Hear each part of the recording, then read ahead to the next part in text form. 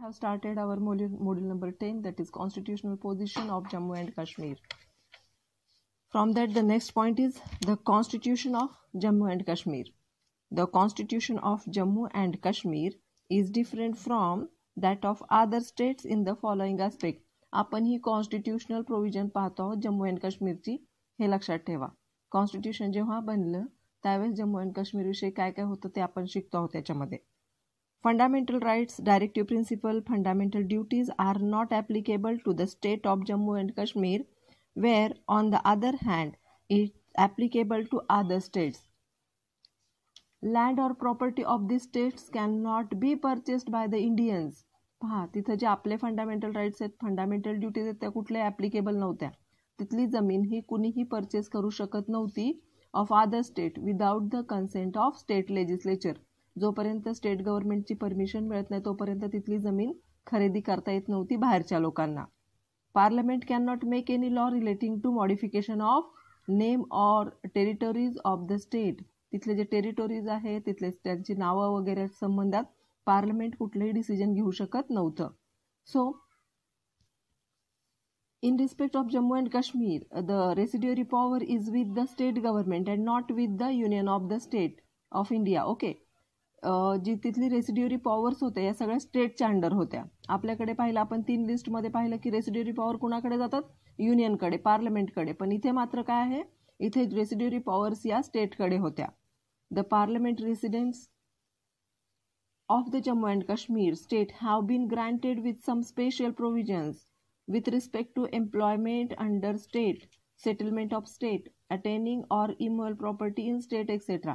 या सगळ्यांसाठी वेगवेगळे नियम होते. Any amendment in the Constitution of India cannot extend to Jammu and Kashmir unless it is extended under Article 370 subclause 1 by the order of the President. पहा तिथं कुठलेही कॉन्स्टिट्यूशनचे जे बाकीचे कायदे आहेत ते ॲप्लिकेबल नव्हते, फक्त प्रेसिडेंटच्या परवानगीनेच तिथं काही ॲप्लिकेबल होत होतं. आता इमर्जन्सी प्रोव्हिजन्स पाहूया. पण आता मात्र सिच्युएशन तशी नाही आहे. आता काय आहे, all laws are applicable to the Jammu and Kashmir also, आणि ते लोकसुद्धा कॉन्स्टिट्यूशन फॉलो करतात. सो हिअर इमर्जन्सी प्रोव्हिजन्स किंवा जमीन विकत घेण्यासाठी तिथे स्टेट गव्हर्नमेंटची परमिशन लागणारच आहे बाहेरच्या लोकांनी जमीन घेताना, पण एवढा स्ट्रिक्ट कायदा राहिलेला नाही. So emergency provision, president can not declare any emergency under article 352 of the Constitution of India for the state of Jammu and Kashmir without the consultation of the state government. तिथं जर emergency declare करायची असेल, आपण इमर्जन्सीमध्ये पाहिलं की जर प्रेसिडेंटला वाटलं की इमर्जन्सी डिक्लेअर करायची तर तो कुठल्याही स्टेटमध्ये इमर्जन्सी डिक्लेअर करू शकतो. बट इथे जम्मू अँड काश्मीरमध्ये इमर्जन्सी प्रोव्हिजन कशी आहे तर तिथल्या स्टेट गव्हर्नमेंटची कन्सल्टेशन करून त्यानंतरच प्रेसिडेंट काय करू शकत होता, इमर्जन्सी डिक्लेअर करत होता. Financial emergency under article 360 can not declare by union of India in relation to Jammu and Kashmir. Only in a situation of war and external aggression the union can declare an emergency. पहा त्या ठिकाणी financial emergency युनियनच्या ताब्यात नव्हती, तर कसं होतं ते स्टेट डिक्लेअर करू शकत होतं. आणि इथे मात्र वॉर किंवा एक्सटर्नल ॲग्रेशन आहे त्याच्यासाठी मात्र नॅशनल इमर्जन्सी प्रेसिडेंट डिक्लेअर करू शकत होते. Limited power rests with the High Court of Jammu and Kashmir as compared to other high courts within India. Jammu and काश्मीरच्या हायकोर्टच्या पॉवर्स पण कशा होत्या, लिमिटेड होत्या. So it doesn't have the power to declare any law unconstitutional and also it can issue writs only for the enforcement of fundamental rights. तिथले जे आहेत ते कुठलाही कायदा अनकॉन्स्टिट्युशनल डिक्लेअर करण्याचा अधिकार जम्मू अँड काश्मीरच्या हायकोर्टला नव्हता. फक्त ते कशावर रिट्स दाखल करून घ्यायचे तर breach of fundamental rights. Okay, enforcement of fundamental rights. Other high courts can issue writs under article 226 in relation to other matters also. आणि बाकीच्या हायकोर्ट्सला काय अथॉरिटीज आहेत, अंडर 226 आपण रिट्स दाखल करू शकतो. ओके, 32 खाली आपण सुप्रीम कोर्टात जाऊ शकतो. इथले लोक सुप्रीम कोर्टात जाऊ शकत होते, पण 226 दाखल करण्याचा अधिकार तिथल्या हायकोर्टाला नव्हता. आता आर्टिकल 370 पाहूया. काय आपण आधीपासून आपण पाहतो आर्टिकल 370 बोलतोय आपण. It is observe that under article 123 the president of So it is observed that under Article 123, the President of India has power to make ordinance in the case of urgency when either House of Parliament is not in session, and that too for a shorter period, that is for the period of 6 months. It an exception is in making a law, not a general or permanent measure. पहा इथं article 370 खाली काय करता येतं? The president of India has power to make ordinance. आपण पाहिलेलं आहे प्रेसिडेंटच्या याच्यामध्ये की प्रेसिडेंट छोटे छोटे ऑर्डिनन्स हे करू शकतो ज्यावेळेस लोकसभा किंवा अस्तित्वात नसते त्या काळामध्ये. आणि तो जो कायदा आहे तो किती दिवस अस्तित्वात राहणार आहे? फक्त 6 महिन्यांसाठी. Then nowhere in article 370 the president of India has the power to amend the constitution or insert a new article. It gives power to the president only to make exception or modification with the consent of the government of state. पहा आता मात्र काय नॉवेअर म्हणजे आता सध्या article 370 खाली गव्हर्नरच्या मदतीने president काय करू शकतो? एखाद्या स्टेटचं नाव बदलू शकतो किंवा एखाद्या स्टेटला एखादा नवीन भूप्रदेश इन्सर्ट करू शकतो किंवा कट करू शकतो. Okay. In Ray Delhi's Law Act, it was held that the word modify means the only alteration without radical transformation. पहा हे इंडियन कॉन्स्टिट्यूशन 1947 याच्यामध्ये आर्टिकल 370 दिलेला आहे. पण री बेरुबारीच्या लॉमध्ये काय दिलेलं आहे? अल्टर. याचा अर्थ काय होतो? मॉडिफाय करणं म्हणजे काय? तुकडा तोडून देणं किंवा तसं नाही, फक्त अल्टरेशन्स करू शकतात प्रेसिडेंट. हे 1947चा कायदा आहे. Okay. In Puranlal Lakhanpal versus president of India and others 1951ची केस आहे AR 332. It was held by this court that the president had the power to make modification, which means radical change, and also consider that widest meaning should give to the word modification. या केसमध्ये सांगितलं की मॉडिफिकेशनचा अर्थ काय होतो? Radical change, मोठा बदल करू शकतो प्रेसिडेंट. आणि याच्यामध्ये काय त्याला जास्तीत जास्त अर्थ दिला गेला पाहिजे मॉडिफिकेशन या शब्दाला. In this way president have power to make radical change under article 370 sub clause 1. आता demand for abolition of article 370. बराचसा डिमांड झाला की आर्टिकल 370 ॲबॉलिश करून टाकावा. There are different opinions for the abolition of article 370. But as per constitutional experts say, Article 370 should not be repealed or abolished. कॉन्स्टिट्यूशनचे जे experts आहेत ते सांगतात की 370 जे आर्टिकल आहे ते अबॉलिश करता येणार नाही किंवा रिपीलही करता येणार नाही. Rather it should be extended to the remaining state of India. उलट ते एक्सटेंड व्हायला पाहिजे सगळीकडे, भारताच्या सगळ्या स्टेटसाठी ते लागू करता आलं पाहिजे. Extension of such a provision provide greater freedom to making laws and there will be development. त्यांचं असं मत आहे की या 370 मुळे काय होणार आहे? जास्तीत जास्त मोठी डेव्हलपमेंट होणार आहे. 370 मुळे काय होतं? प्रेसिडेंटच्या हातामध्ये पॉवर येते की तो त्याच्यामध्ये मॉडिफिकेशन करू शकतो त्या राज्यामध्ये. Arm forces have special powers act has been enforce in Jammu and Kashmir since 1990. तिथं आर्म फोर्सेस ऍक्ट आहे which gives provides special power to Indian security forces. आणि इंडियन सिक्युरिटी फोर्सेसला स्पेशल पॉवर्स देण्यात आलेल्या आहेत तिथल्या. आपल्याला तर कारण माहिती आहे का तिथल्या याला स्पेशल पॉवर्स देण्यात आलेल्या आहेत त्या. आता कन्क्लुजन पाहूया. In this way a whole state of Jammu and Kashmir enjoy special status among the states in India. Under article 370 of the constitution the state enjoy special position because of special circumstances under which it was brought under the governance of India. एका special प्रोव्हिजनमध्ये त्याच्या वेळेस ते लोक आपल्या देशामध्ये सामील झालेले आहेत. So article 370 temporary provisions with respect to the state of Jammu and Kashmir. Union government shall not exercise any power beyond the subject specified in the term of accession. Accession म्हणजे विलिनीकरण. In 1954, the Constituent Assembly of Jammu and Kashmir ratified the accession of India as well as the agreement between the state government and Union of India. The President in Constitution with the state government made the Constitution. Application of Jammu and Kashmir Order 1954. त्यानुसार काय करणार आहे तिथल्या कॉन्स्टिट्यूशनमध्ये बरेचसे बदल घडवण्यात आलेले आहेत. ओके. पण आता मात्र तशी परिस्थिती नाही. आता जम्मू अँड काश्मीर सुद्धा केंद्रशासित प्रदेश आहे आपला, आणि त्याला आपण आपल्या देशामध्ये सामील करून घेतलेले आपले सगळे कायदे तिथं लागू आहेत. Okay, thank you. And this is the end of your module number 10. And actually इथं जर आपण रेग्युलर गेलो असतो तर आपला सगळा पोर्शन इथे संपला असता, बट आपण आज वेगवेगळे ॲस्पेक्ट्स आपल्या याच्यानुसार घेतलेले आहेत, त्यामुळं आता आपले 2-3 मॉड्यूल राहिलेले आहेत. Okay, thank you.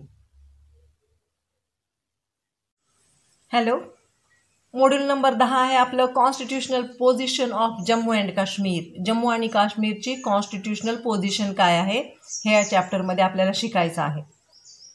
आता सध्या आपण पाहिलं की आपलं जे काश्मीर आहे, जम्मू अँड काश्मीर आहे, ते भारतामध्ये टोटली इन्व्हॉल्व आहे. त्यांना सगळे कायदे ॲप्लिकेबल आहेत. आधीचे जे कायदे पाहिले तुम्ही त्यात काय लिहिलेलं आहे, applicable to whole India except Jammu and Kashmir. आता मात्र तसं नाही. आता सगळे जे कायदे आहेत आपल्याकडचे जे कायदे आहेत, भारतीयांचे जे कायदे आहेत, ते सगळे कायदे कुणाला ॲप्लिकेबल आहेत, जम्मू आणि काश्मीरला ॲप्लिकेबल आहेत. सो आता हिस्टॉरिकल बॅकग्राऊंड पाहूया आधी. Jammu and Kashmir has the contrast of being the only state in Indian union that negotiated in terms of occasion. पहा, एकटी असा प्रदेश होता की जो भारतामध्ये सामील झाला होता आणि नव्हता पण.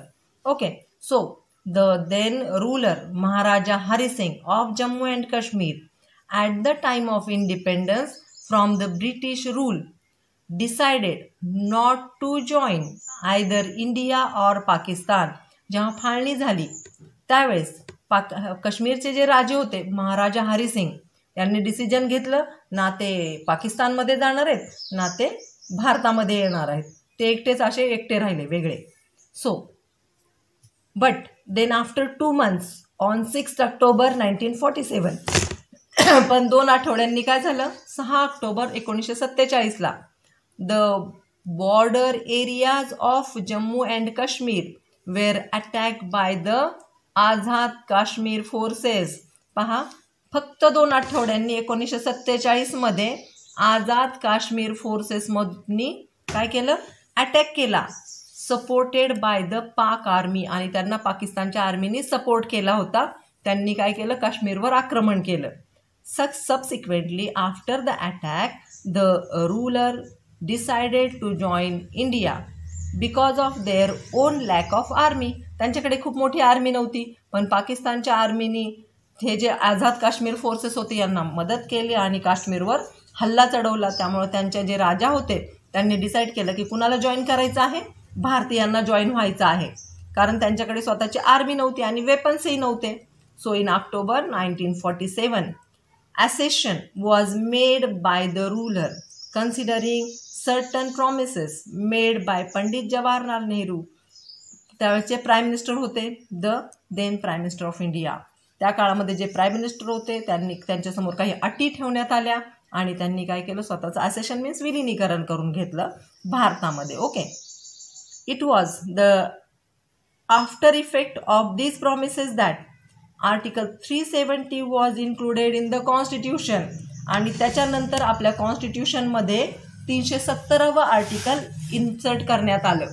So and only matters related to defense, foreign relations, communication and finance of Jammu and Kashmir comes under the jurisdiction of the constitution. या पॅराग्राफला अंडरलाईन करा. आपण बऱ्याच वेळा जम्बलिंगमध्ये असतो की काश्मीर भारतातच आहे, मग काय काय प्रॉब्लेम्स आहेत. So here read again, I am reading again. And only matters related to defence, सुरक्षा, foreign relations, communication and finance of Jammu Kashmir comes under the jurisdiction of constitution. म्हणजेच भारताच्या कॉन्स्टिट्यूशनच्या अधिपत्याखाली एवढेच मॅटर्स आले. Thus the special power and autonomous status give the state of Jammu Kashmir the right to have its separate constitution and flag unlike others. तर त्यांना separate त्यांचं constitution ठेवणं मान्य केलं गेलं आणि त्यांचा स्वतःचा फ्लॅग सुद्धा वेगळा ठेवण्यात आला. आता स्पेशल स्टेटस म्हणजे काय ते पाहू. A state is said to have special status if all the provisions of a union don't apply to that state.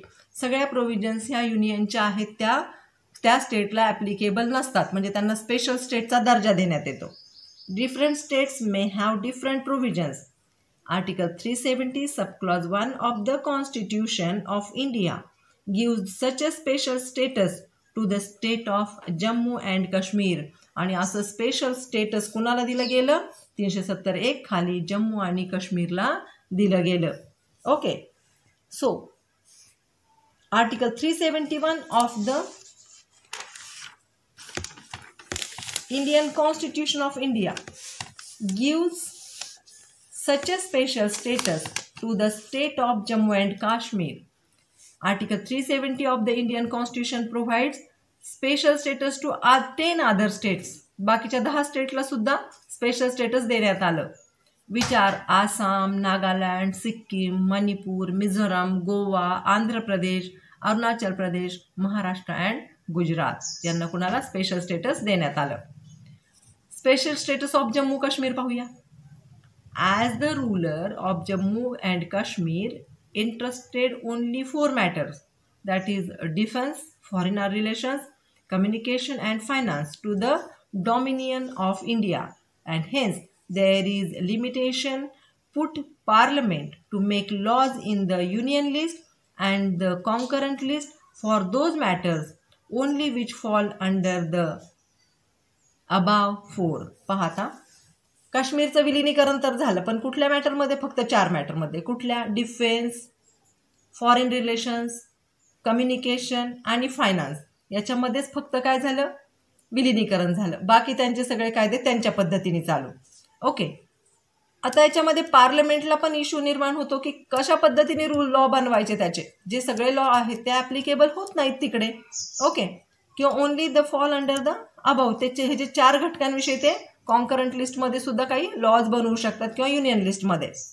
Any law in relation to other matters other than these 4 has to be ratified by the state legislature of Jammu and Kashmir. जर पार्लमेंटने असा कायदा केला की वरचे 4 विषय सोडून जर एखाद्या नवीन विषयात त्यांनी कायदा प्रोव्हाइड केला तर जम्मू आणि काश्मीरचे लोक काय करू शकत होते? राज्य रॅटिफाय करू शकत होते, नष्ट करू शकत होते, मंजूर करू शकत होते का नामंजूर सुद्धा करू शकत होते. Okay, so here this concludes that president can extend other articles to the state of Jammu and Kashmir despite the fact that it has freedom for some provisions of constitution of India. Thus, under Part 21 of the Indian Constitution, which deals with temporary, transitional and special provisions, Jammu and Kashmir has given granted special status under Article 370. Okay, thank you.